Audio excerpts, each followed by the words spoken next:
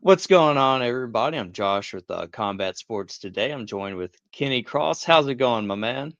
I can't complain, brother. 1 week of just recovering, having fun, playing pickleball, and enjoying life. So happy to be here. God bless. Thank you for having me. So, man, we appreciate your time, and I see some Kinzic tape on the hand. Is everything okay there? Yeah, I mean, my wife she's got her degree in sports and knows how to do all the KT taped stuff. So I just let her tape me up, especially when I'm going to go play pickleball. After the fight, my hand was blown up pretty big, and I went and saw the doctors and got like a little cast, and then I went and got an X-ray, and everything's good. Just want to make sure I'm being proactive, taking care of, hopefully heal it up faster than if I wasn't doing everything I was supposed to, because it's looking like I might be getting a fight short notice. You never know, so I got to stay ready. I understand the pressure, and making sure that spouse in the healthcare field is always It's a nagging it's you a to make blessing sure. having someone in the house that's gonna look after you and make sure you're taking everything you're supposed to. All my magnesium, like she has them ready for me, and it's nice. I got to give you a big congratulations on that Tuff-N-Uff title win you just had recently at a Tuff-N-Uff 149. Thank you so much. And what was kind of going through your head when you got that gold wrapped around your waist from that Tuff-N-Uff title? How did that So, feel? I've seen it. I've seen this belt on my desk. When I be playing games, like I got my Bibles, I got my cross, and this is kind of like the office. So like I've seen this belt on this desk so many times in my head, and it was really just all the preparation and hard work and focus, and then get to the arena. And I just say, God, let your will be done, not my will, but if this is what you want, like I will glorify you right after I win this belt. So once I finally secured the victory, it was like more so I was so excited to praise God and to just bring him into this place where we're at and let everybody know that he loves you, and that a job well done. So it's like the belt was cool, but what I know from my beliefs and the hard work is that this is just a nice little check mark of, can he stay the path? And I'm gonna let you shine. So this was a nice pat on the back, and going 25 minutes, that was a beautiful thing. Getting that experience. I underestimated this guy, and he was a really tough competitor. And when I saw him after weigh-ins drinking out of like a dog bowl, drinking some tea out of some crazy bowl, I was like, this guy's for real. And he had a daughter and a wife. I'm like, that's gonna take a lot to get this guy out of there. So at the end of the day, I got the strap, and I got to make everybody proud. I got to praise Jesus, and words can't even explain, describe how much of a high I've been on for the last few days. And just looking at my wife and seeing her smile and knowing that like we did it, because there was a lot of questions unanswered throughout my career of if I can make it that long, and am I suitable for this next level, and the unknown. So it full circle. I'm blessed, and I'm grateful that I got to go out there, come out pretty unscathed and healthy, and able to get back in there. Mm. Awesome, man. And just to kind of loop into the fight, you said he was drinking from a dog bowl at the weigh-ins, and can you kind of talk to us about that fight? Did it kind of play out the way you expected, or was there some kind of like last minute adjustments you had to make mid-fight? I definitely had to make adjustments because I was slipping on the canvas. Like with my style, my explosive nature, like every time I would try to get my footing and twine up for an explosive shot, I would kind of like slide backwards. And also for my defense, it was like I was just sliding everywhere. So like acting on the fly and adjusting, that right there was like the craziest kind of adjustments I've ever had to make. But stylistically, everything kind of played out the way I thought it would. His wrestling was better than I anticipated, and the gloves did not help my style of grappling, because I like wrist control. So again, there was some space there where he could get his hands and break my grip. Also, my glove, like the tape fell off a couple times and all that, but like there was some some issues that I hadn't anticipated. And then stylistically, his hips and his grappling was a lot better. Also, his style of punching and marching forward, he didn't slip as much on the canvas because he was kind of planting step by step by step, and that made it more difficult because I'm just with my style of in and out and exploding all over the place. It was a nightmare, and I just had to stay focused and hopefully not misfire when it was my time to actually take a shot. Like I had to believe in it, and hopefully this my hips and everything don't drop from slipping. And a few times I surprised myself and everything went according to plan. And then a few times I exited with my chin out in the air and I got hit. So yeah, I mean there was definitely a little bit that I anticipated, and then a lot of external factors that I didn't calculate into the problem. Yeah. Yeah, it seemed like it was kind of a weird night for like the glove and taping issues. Like you had issues. Like a lot of people seem to have, issues with the taping and everything with the gloves that night. I guess it was just like an off night for the background scenes of things, I guess. Yeah, when the guy was taping me, he was already upset because it must have happened before. But he put it on and like really tight and like no seams, and he was talking me through it the whole time. Like, oh yeah, this is some good tape. Like, and it was. And he's like, this ain't coming off, but it did. I was like, oh man. And then they just retaped over that, and then that all came off, and like it was messing with my feng shui because I'm like something's on my wrist, and then they stopped the fight, and I was like, all right, cool, like here's give me another break. The more breaks I get, the worse off my opponent is. And you kind of spoke of, kind of slipping in there. It's not the only promotion that I've kind of heard of, on the regional level that, fighters have kind of complained about, the slippage. Is it the material that the mat that they're using that's kind of, more prone to condensation from humidity and just sweat? Or, what's kind Yeah. of the factor in on that from a fighter's perspective? Yeah, I was going with that. I felt like it might have just been humid because the way the gloves, the tape came off and it was slippery. I kind of think it was just humid. But as like the canvas, it felt like the Contender Series UFC canvas at the Apex, except for it was I fought on that canvas. I was the first fight, and then I was kind of the last fight. So the canvas gets worn down and gets wet and sweaty and bloody. But it felt had a little squishy to it. So I don't know. It was the first. My your feet kind of tell a story when you're on it, and it was talking to me, and it was like, "Yo, be careful because I don't know where we're at right now." I get my power from the ground, and the ground was not talking. Yeah, you don't wanna look like, you're slipping on a banana peel out there because, like you said, Yeah. your power comes from the ground, and next thing you know, you could be, Looney Tunes in it out there. Couple times I was spinning. People thought I got like rocked. And I'm like, no, like he kicked me and I'm already spinning, so I might as well 360. Like I was all over the place.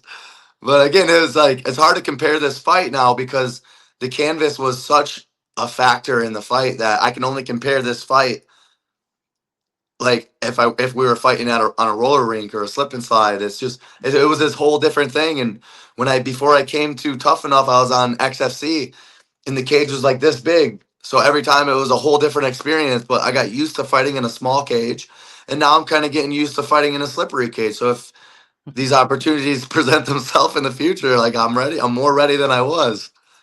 Yeah, it's like, you're really showing, the, improvise, adapt, and overcome mentality. Like, Yeah. you can fight, in any conditions. One time I fought on a boat, and it was like we turned a 5 round fight into a 3 round fight in my amateur days because it started raining. So I was like, oh sweet, and it was like we became I think we were the main event or something, but no more fights went on after my last fight. It started raining outside. I was like, dang, dude. Man, that's crazy fighting on a boat. Like, how did okay, I just gotta ask, how did that come about, fighting on a boat or whatever? Yeah, in Michigan, on Lake Michigan, they have a big battleship. It just doesn't move. It's like the Muskegon battleship or something. I don't know what they call it, but it just stays docked. And like you got to take a huge ladder to get up, and everything on this boat is hard metal and wires. And yeah, they had a cage just set up right in the bow, like right. It was bigger cage than I fought at XFC. I'll say that. But like afterwards, it was like my first fight, amateur. I won the belt, Kenny Cross versus Kenny Branch, for an old knockout promotion company that's not around anymore. But I ended up taking the belt from him. But I went all 3 rounds. I got stuck in a crucifix in this fight. But afterwards, I got up and I had like a concussion, and there was no soft place to rest. And I'm like, now I got to go down this huge ladder. I'm all concussed, and like I gotta puke. It's like there's nowhere to puke either. So it was scary afterwards, and it was like, but it was a great experience, you know. It's all that's what life is about, just, making stories, having these type of events, and things that you can, tell your kids, grandkids, friends, families, that's what life is all about. Come I on, feel, amen. And just kind of going into that, speaking of your background and everything, let's go back to like the super early days. What first got you into the combat sports world? The earliest it was like my freshman year of high school. I was a wrestler, and MMA kind of blew up in Hastings. People were fighting in backyards, and then eventually they would go and they would fight at that Berry County Expo Center, which is where I had my first fight years down the road. But and then they, a couple of our friends ended up making it pretty far, and we're like undefeated. And like this guy named Omar, he would come into school and he'd be cutting weight, talking about like eating an apple for like 2 days, and he's undefeated. And I'm like, dang, like low key, I'm like, I love you, Omar, but I'm like, I think I could beat your ass in my head. But I was a grade under him, and I was just so we ended up what my brother was 2 years older than me, 20 pounds heavier, great wrestler, and we would do jujitsu at the house. He would beat my ass and kill me every time. And then it kind of turned into we started having friends come over, and the people that we knew, we would have them fight other people that we knew. And we kind of had like we had like UFC gloves, like just the MMA UFC Walmart gloves, no hand wraps, no mouthpieces, no nut cups, no refs, no judges. Just like me and my brother would be like the referee, and if it went the distance, like we would say who won. But I ended up getting like a clipboard and writing people's names down, walking through the halls, and it went on for a couple months. People were getting their ribs broke. Me and my brother would fight main event every time, basically, because no one would fight my brother Mike, and nobody would fight me. So I would fight my brother Mike, and he beat me every single time. One time I knocked him out, but it was a flash knockout, and he hit the ground. He came back up, double legged me, put the boots in, and just teed off on me, take my neck. Like he always won, but I kept getting better, and I was afraid of fighting my whole life. If you thought you could beat me, I would freak out because I'm like they must have something special because like no one can beat me in my head. But he thinks he can. This confidence, where's it come from? And I'd be like, I don't want to fight him. But you do it more and more, and then you're like, wow, these everyone thinks that they can win a fight. I think it was like 900% of the population think they're better fighters than they are. It's like so like that false confidence really scared me as a kid because I knew I was about it. I just honestly didn't want to fight. The embarrassment, all that kind of stuff. Like I'd rather not. If I lose, everyone's gonna make fun of me. But if I just don't fight, they know that I'm pretty good at fighting and I look scary. But yeah, man, just fighting in the backyard. It's like when I went to the Tuff-N-Uff, they said that I was from Denver and my background was karate, and I'm all like, what? But like, really, I was like, no, my background's like backyard bully beatdown. I ended up finally taking a fight. It was in this where we would have fairgrounds. We fought like where the pigs and the cows normally are at the fair, and it was right in my hometown, and I won in like 30 seconds, no training. And then it kind of just went, 9-0 amateur boys, no training, smoking cigarettes, building pools with my dad. Like then I go 3-0 pro, still really no training, maybe 2 times a week I'll go to this gym Triumph in MMA in Grand Rapids, and that was kind of one of the bigger gyms around where I was from. And I got to 3-0, and then I eventually went 3-2 because I didn't know what jujitsu was. and I got triangled, and then I had no cardio. I was still probably smoking cigarettes, and I had this guy in the rear naked choke for like 5 minutes, but I kept trying to do it like this, and he kept grabbing my arm. So then eventually I tired out. He beats me, and then I moved to his gym at Detroit, Michigan, top team. And if you can't beat him, join him. I watched a lot of Matrix, so I take that to heart. And I was like, that's not just a cliche. Like, try it, go move. I had a buddy that lived over there, and I started working UPS part time, and lived with my boy John, and started training at an actual gym. I went 6-3, got my first world title. I lost. I went up a weight class, I was 6-2, and then I lost. And I became 6-3, and then 13-3, and then I lost. Now 17-4. So that basically is, the story played out real quick, but I wouldn't have changed it for the world, because every little crazy story, like you were saying, kind of just puts you exactly where I am right now. And that's, in a really good spot to have creativity, character, found the discipline, know what it's like, have that kind of the talent. And now with my tenacious attitude and the self belief and the structure that I finally found and built myself around, it's like dream come true. Man, yeah, that's awesome, to hear from, you know, that kid, getting those backyard fights into, getting a couple, titles. Now this is your second, pretty decent, regional title that Yeah. you've gotten in your career. And I do believe you're training at a syndicate in Vegas now, if the topology is correct. Sometimes it's a little wrong. Yo, I'm still waiting for them to update the tapology from the last fight, because my boy Sydney Outlaw keeps passing me. Number one in the country, and me and him keep going back and forth. So now they gotta put me up there. But yeah, I'm fighting out of Syndicate and training with John Wood and the Shapiro brothers and my coach Dom.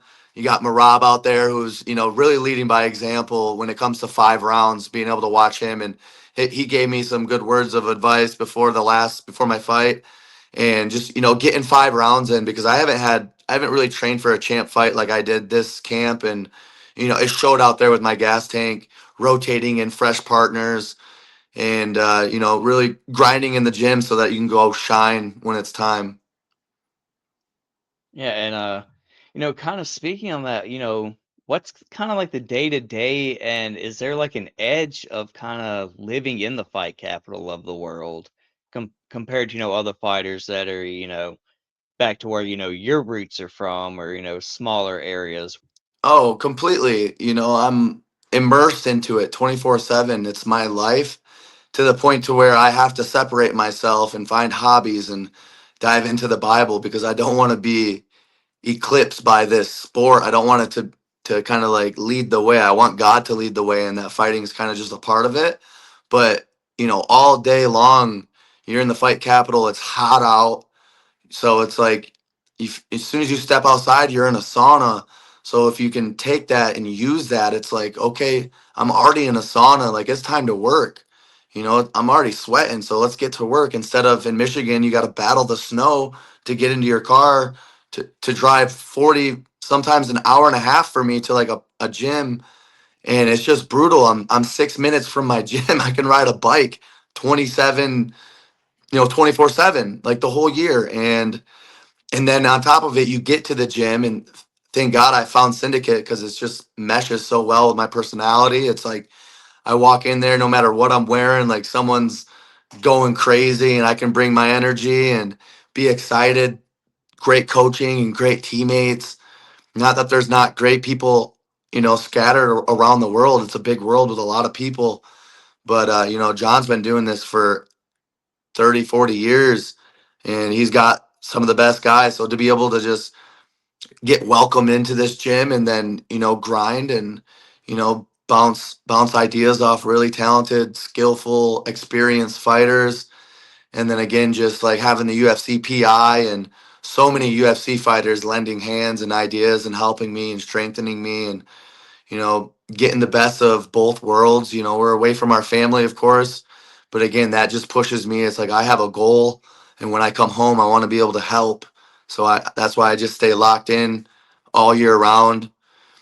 And you got a small window, so it's like take these opportunities and don't take them for granted. It's This will be over quick, and I'll be back in Michigan doing something else. So every day waking up, having a mission, going to practice, having a mission to recover. How do I feel about that first practice? Maybe hang out with a teammate, discuss, go train again, discuss it, learn new things.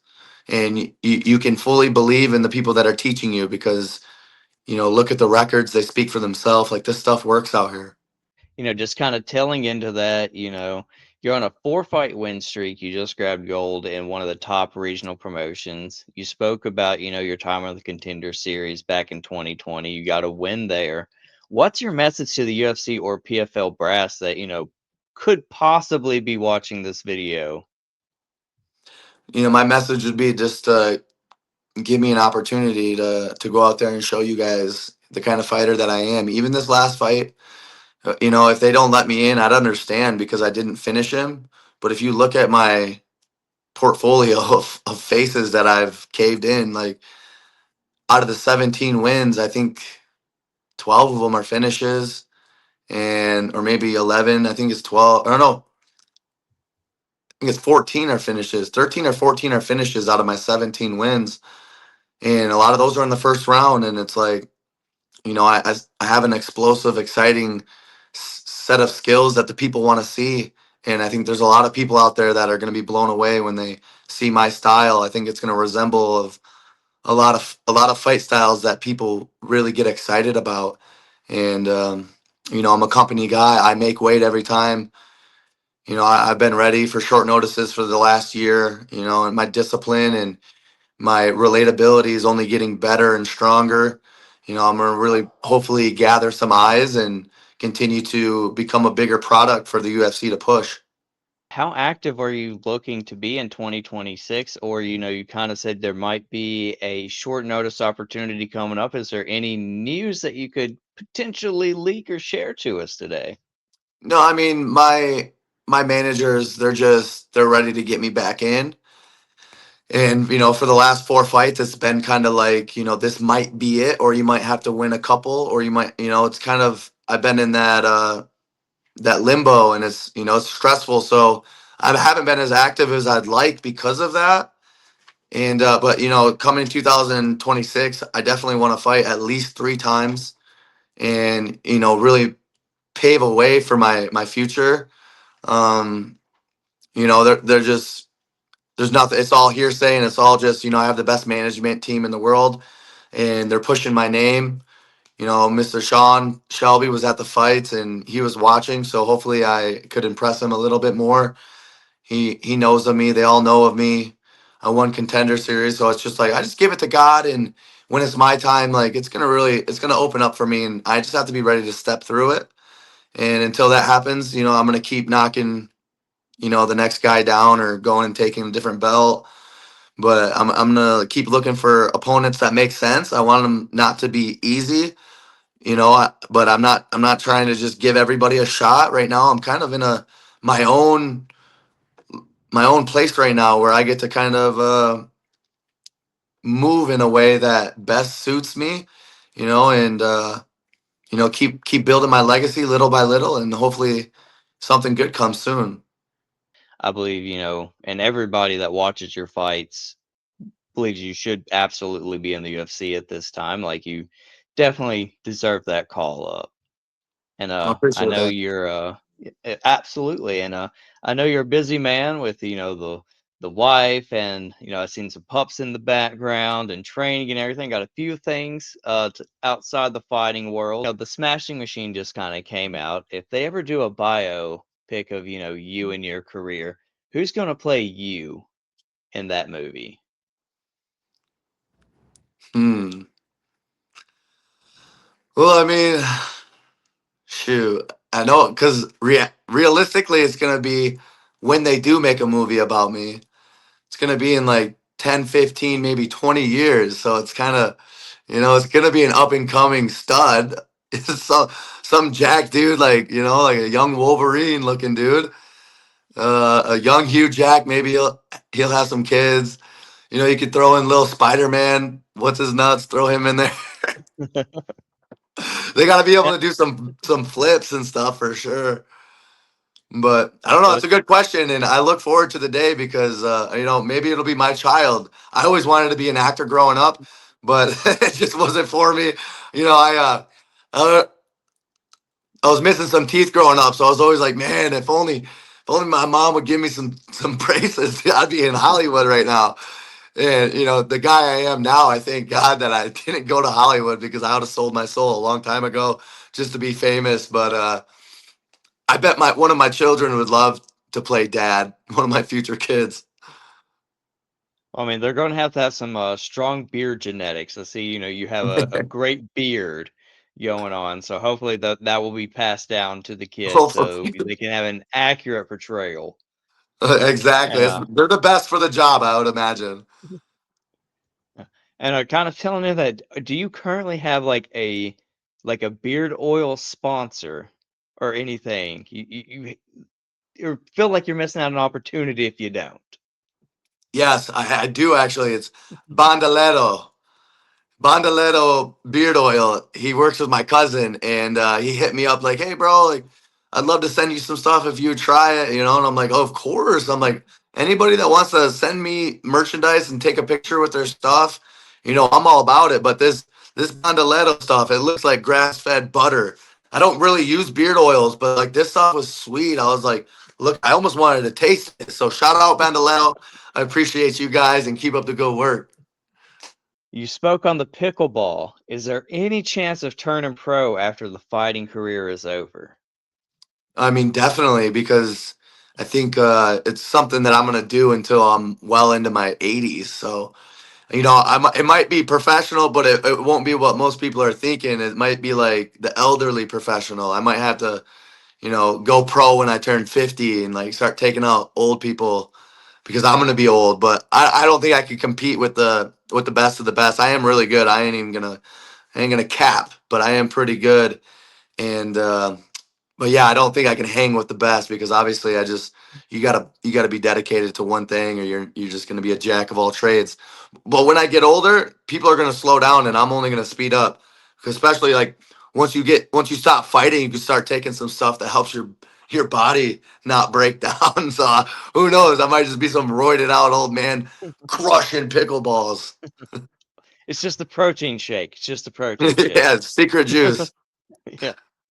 Yeah. I had to ask, my in-laws are huge pickleball people. They keep begging me and my wife to come over and play some pickleball. I'm screaming out there and like I don't have a shirt on and I'm running around and I'm having fun, but you're supposed to be quiet and this and that. Like my pickleball is like, no, you guys like scream, like try to get into the other person's head, like have fun. I'm losing my voice out there. So hopefully pickleball changes a little bit and gets a little more exciting and not so strict because it is meant for fun, you know. But yeah, I can't go into golf. Golf is just too much, too expensive and so much time. And I don't know what it is about that circle ball getting hit by something that's like just the way things line up in my head. I'm just like this. I don't get it. I mean, I'm just saying you could be the change in pickleball. You could be the Johnny McEnroe, the bad boy of pickleball. That's what Just I'm saying. saying, dude. That Could could be a be. thing one day because the way I play is the most fun way. So everybody needs to figure it out because like we're out here to have fun. Who cares? Like go crazy. I'm a huge food person myself. Don't know if you're a foodie, Oh but if yeah. you had to pick one restaurant in that area, what's the restaurant you're going to pick and what's your go-to order there? Well, I don't know restaurant wise, but I go Good Pie is my favorite place to get food, and it's just amazing pizza. I get like this. I think it's like the grandma size. You get like 8 big slices, and I make my own. But they got like this rochiti or rochata cheese, like in mozzarella, and like their pepperonis like pop up, and some mushrooms on there, and it's like in the oven. It's got the flap. It's got some charcoal, like a little burn mark, and then they put on this hot honey, and that just makes it a 10 out of 10. right after I made weight, I just went and smashed the whole pizza. I was like pooping the whole day after, but it's okay. Like put the weight on, get the carbs in. So yeah, I mean, check out Good Pie if you come to Vegas. Someone told me there's Evil Pie that's really good too, so I might have to go try Evil Pie. Yeah, like I always try to ask just in case I'm ever in the area. Like I said, I'm a huge food person. That's my best Yeah, thing about traveling is trying the local cuisine. I just went and got this just yesterday. I went and did a podcast with my boy, and we got this chicken sandwich from Houston's Hot Chicken. I don't know if that's everywhere, but it's like, dude, the fries and the sauce were amazing. I love chicken sandwiches. I love to rate them, and unfortunately, like I've ran into some pretty doozy ones out here. But dude, this Houston's hot chicken place was 10 out of 10. It was so good. I'm gonna have to like write that down too. And whenever me and my wife come up to Vegas, those two places. Like I said, that's my Yeah, favorite thing about traveling. Like I don't care about seeing the sights or like the tourist attractions. Like just tell yeah. me where the good food is. I'm the same That's way, bro. where I want to be. If the kid version of you or the younger version of you that just walked through the gym doors tomorrow at your current gym, what's a piece of advice or something you'd like to tell them? I would like to tell them that discipline doesn't just show up overnight. You might think that it will because like that's what I thought, but it's like it's really intricate of the way that you're living your life. And I would say, like I would party on Friday, Saturday, Sunday, and then I would train on Monday. But in my head, I was like, I'm not just partying, I'm training.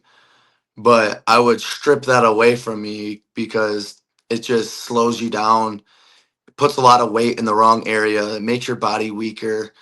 And so it's like number one would be, find Jesus Christ because that's just the root to everything that I found after really giving myself to God and walking, trying to walk more in his light. Everything else kind of came after, it started flowing, and I understood why I am where I am, why I'm isolated, and why I now have discipline because I withhold myself from things, and that creates a lot of uh, confidence, knowing that you can go without and that all you need is Him, and all that tied into one. It's like find God, find your why, know your purpose, know that you are special and that there's something out there made just for you. Patience is taught by a lot of delaying gratification and a lot of missteps and taking steps backwards, but all of this is good. Like the Joe, what's his name, he has that YouTube video where he's like, good, you didn't get the job, good, Jacko Winks or something. Some Yeah. military guy. He's a stud. But I heard that interview and it was like, changed my life kind of because it's everything that happens to you, good. Don't be soft. Don't shy away. Don't be afraid. Head down. Believe in yourself. God has your back, and this discipline and everything that's going to come with it is going to stack up. It's going to continue to grow. Just keep watering it. Keep breathing on it, and stay true to who you are. Don't just try to make everybody happy. You don't have to be a nice guy to be a good guy, and vice versa. So just know what your values are and what you put up, on a pedestal. Awesome, man. That's some great advice that I think, anybody that not just a fighter, trying to get into the game or anything like that, just anybody in life honestly could use. That is some solid advice. I'm a dog person. I don't know if you can see a little picture somewhere up there of my basset hound. And we also got a Jack Weenie, and my wife is a huge dog Nice. fan. Gotta ask, what type of dogs do you have and what are their names? My wife will kill me if I don't ask. Shadow, come here. So this guy, he's actually a golden retriever, and his dad is a full long-haired golden retriever, 3 times the size of him, and his mom's a little black terrier, and she just was kicking out puppies left and right. He was the second one Well, we actually had one that passed away. Her name was Nala. She was a boxer. She like got parva or ate some poison when she was really young, and it was terrible. But and then we got some cats. They're cool, whatever. I like cats, but definitely dog people. We didn't know what we were doing. Our dog died. We're like, we can't even raise a dog. We'll get some cats. We love our cats, but our second dog is a rescue from Tennessee, and he came on a train and got returned and got brought in and got bit on the face and got sent back, and his name was Damask. So I'm like, oh, they're calling him dumbass, like that's the name that people give dogs that they don't like or whatever. And he's just a shepherd. We weren't really sure. He kind of looks like a lab shepherd, kind of like a herding dog. And they look exactly the same. People can't tell them. They both got white paws and they're all black. We didn't plan it to be that way. It just so happened. And he's the older one, super quiet, like doesn't bark or whine in the car. He comes up and like grabs your arm and like walks you around when you get home, and he's all Aw. but very nice dogs, like would never hurt anybody. And that's another thing, raising your dogs, that really teaches you a lot and it gets you ready to Yeah. have kids. I know that for us anyways. Full, like I said, we have a full-blooded basset hound that just walked in here that's by my feet, and then we have he's a Jack Weenie, He's just a totally, little and weenie.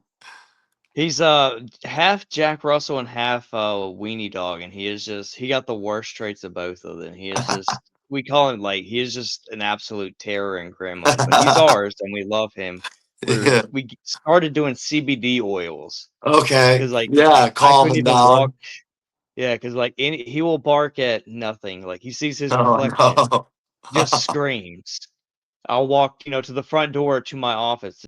And Yeah. the last thing I really do have for you though, because I know you're a busy man. Is there any training partners, sponsors, dogs, loved ones that you want to give a shout out to real quick? Yeah, I'd love to give a shout out to my training partner Aleko. He was there doing all the rounds with me. My sponsor Gelato, KAS with Patrick Russell, um, Phoenix Athletics, Panda Movement. She helps me with recovering my body, massages, and all that. Uh, DRC Energy Drink, I believe is the name. They hooked me up with a couple energy drinks and a shirt. So they're for the blue collar workers. They're amazing. And then Fortis Mouth Guard Company, they hooked me up with a cool Jesus mouthpiece. Aunt Shirley, she's actually 85 and she'll be here tomorrow for her 85th birthday. We're going to go to California because that's a state she's never been to. And we have one huge surprise for her that she has no idea about. Um, like to give a shout out to my father and my brother for coming out, and my grandma and grandpa for watching and staying up late. Give a shout out to my dog Liam. I love you. And shout out Tuff-N-Uff for giving me the opportunity to win this bad mamma jamma. And then last but not least, my biggest sponsors I've ever had, Trevor Watson from uh, Countryside Armory in Bellevue, and everybody that follows him. Thank you guys for all tuning in and for all the love, and thank them for coming on out to Vegas and celebrating that win with me. Let's go. Awesome, man. Love to hear it, and happy birthday to Aunt Shirley. And hopefully, the trip to California does go super great for you guys. And can't wait to, find some more scroll on the social medias and some great bike news for you. And again, thank you for taking the time out for speaking with us tonight. Oh Take yeah. it easy. Oh yeah. Well, we appreciate you having us on here, brother. God bless, and then yeah, keep doing your thing. Hit me up when the next fight comes through. We'll do it all over again.